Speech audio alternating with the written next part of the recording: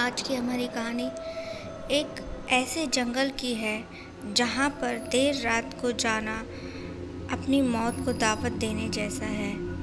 दरअसल में ये जो जंगल था ये एक बहुत ही खौफनाक जंगल था। वहीं एक बार की बात थी, नरेश और उसका दोस्त मानव, ये दोनों जो थे जंगल में कैंपिंग के लिए गए थे। इन दोनों का प्लान था कि 2 दिन तक वो उसी जंगल में रहने वाले हैं, क्योंकि वो अपनी शहरी लाइफ से काफ़ी ज़्यादा बोर हो चुके थे।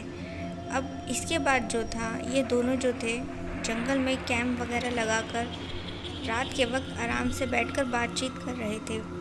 दोनों बातचीत कर ही रहे थे कि अचानक से ही जो था उनके पास एक आदमी आया। उस आदमी को देख वो दोनों खड़े हो गए और बोले, आप कौन हैं? तो इस पर उस आदमी ने कहा, मेरे जंगल में रहते हो और मुझे से पूछ रहे हो कि मैं कौन हूँ? तो यहाँ पर जो नरेश था उसने कहा, आपका जंगल कैसे हो सकता है ये? तो इस पर उस आदमी ने कहा, शायद तुम मेरे बारे में नहीं जानते हो। मैं यहाँ का फॉरेस्ट ऑफिसर हूँ और ये जंगल बहुत ही ख़तरनाक है, इसीलिए जो है तुम लोगों को यहाँ नहीं आना चाहिए था। इस पर मानव ने कहा, खतरनाक है? क्यों, यहाँ पर क्या प्रॉब्लम है? तो उस फॉरेस्ट ऑफिसर ने उन्हें बताया कि उस जंगल में देर रात अजीबोगरीब हादसे होते हैं और सभी लोग कहते हैं जिनके साथ वो हादसे हुए हैं कि देर रात यहाँ पर एक भयानक औरत को देखा गया है। कहने वाले कहते हैं कि वो शायद कोई डायन है जो इंसानों को जिंदा निकल जाती है। तो उस फॉरेस्ट ऑफिसर की बात सुनकर जो था वो दोनों दोस्त थोड़े घबरा गए। नरेश ने उस फॉरेस्ट ऑफिसर से कहा, अच्छा एक बात बताइए, आप भी तो इसी जंगल में रहते हैं, क्या आपने कभी उस डायन को देखा है? क्या आपका कभी उस डायन से सामना हुआ है? इस पर नरेश ने कहा, हाँ, एक बार मेरा सामना उस डायन से हुआ था। बहुत ही ज़्यादा खौफनाक और डरावनी थी।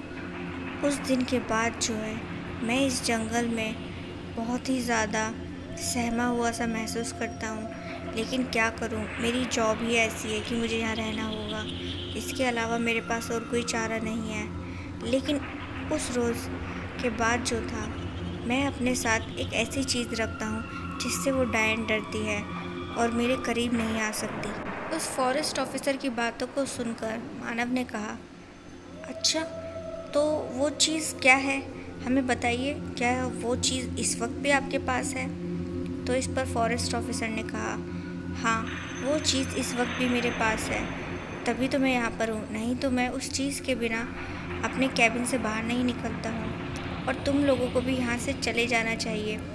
तो ये जो दोनों दोस्त थे ये बोले, लेकिन सर इतनी रात गए हम कहाँ जाएंगे? हमारा तो घर यहाँ से बहुत दूर है, हम तो शहर से आए हैं यहाँ पर। तो इस पर उस फॉरेस्ट ऑफिसर ने कहा, ठीक है, तुम लोग मेरे साथ मेरे कैबिन में चलो, क्योंकि यहाँ खुले में रहना खतरे से खाली नहीं है। ये दोनों दोस्त बहुत ज़्यादा डर चुके थे। इन्होंने तय किया कि ये लोग जो हैं फॉरेस्ट ऑफिसर के साथ उसके कैबिन में ही जाकर रहेंगे। अब ये फॉरेस्ट ऑफिसर जो था उन्हें अपने साथ कैबिन में लेके पहुँचा। तो यहाँ पर जो नरेश था वो उस फॉरेस्ट ऑफिसर से बोला, सर आखिर वो चीज़ क्या है जिससे वो डायन डरती है? प्लीज़ हमें बताइए, क्या आप हमें वो दिखा सकते हैं? तो इस पर फॉरेस्ट ऑफिसर ने कहा, ठीक है, तुम दोनों यहाँ बैठ जाओ, वो चीज़ कमरे में है, मैं अभी तुम्हें लाकर दिखाता हूँ। अब ये जो फॉरेस्ट ऑफिसर था अंदर अपने कमरे में चला गया।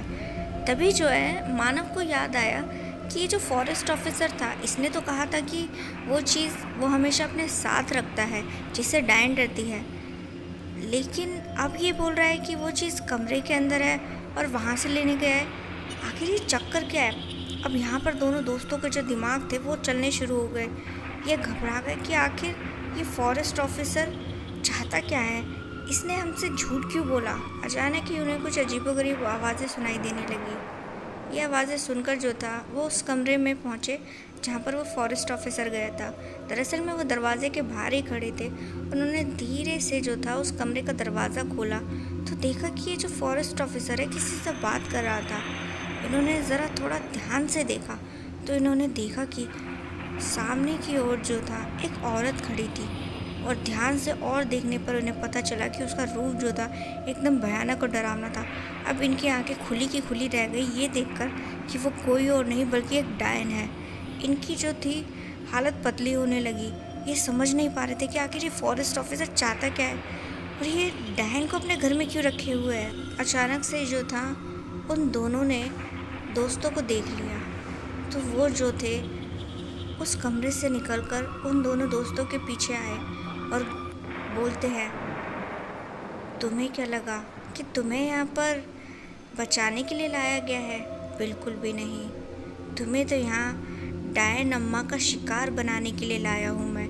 उस फॉरेस्ट ऑफिसर की ऐसी बातें सुनकर वो दोनों एकदम से घबरा गए और कहने लगे, क्या मतलब है इसका?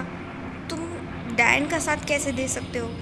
इस पर उस फॉरेस्ट ऑफिसर ने कहा, डायन अम्मा का शिकार बनने के बाद मैं इनका साथ देने लगा। यहाँ दोनों दोस्तों को समझ में आया कि वो जो फॉरेस्ट ऑफिसर है कि उन्हें झूठ बोलकर वहाँ पर लेकर आया था और शायद वो जिंदा नहीं है बल्कि एक प्रेत आत्मा है। दोनों दोस्त समझ नहीं पा रहे थे कि अब इस समस्या से कैसे निकला जाए, किस तरीके से खुद को उन दोनों बुरी आत्माओं के चंगुल से छुड़ाया जाए।